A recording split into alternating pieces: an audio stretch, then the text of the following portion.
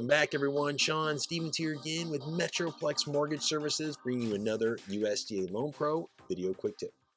So how do you search for USDA eligible properties? In today's video, I will explain how to use the USDA Property Eligibility Map. This is a fundamental part of the USDA process and one that can make or break a transaction if you get it wrong. Now, if you haven't done so, make sure to download our free USDA Blueprint for Success with the link below. This comprehensive guide is designed to explain the USDA eligibility process step by step and is ideal for both home buyers and realtors alike. Do you know how to search for current USDA eligible areas? Today, I will walk you through the steps on how to determine property eligibility on the USDA website. For our example, I'll be using the city of Sebring, Florida, which is located in Highlands County. Step 1. Go to the home page on the USDA eligibility website. I have included the link below for your convenience.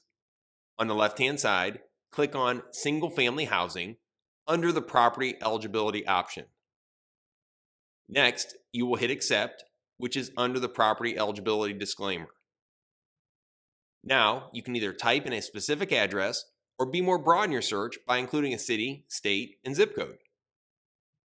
Once the search is completed, you will then be able to review if it is currently eligible for a USDA loan. With this in mind, now is a great time to get pre-qualified for a USDA loan due to 100% financing, flexible credit guidelines, the ability to finance closing costs, and much more.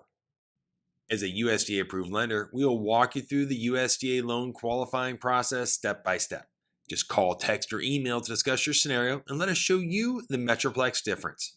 And I want to thank you again for forwarding and sharing today's video with any friends, family, coworkers, or clients who are looking to buy, sell, or refinance. As always, I want everyone to make it a great day and look forward to seeing you right here for the next tip of the week.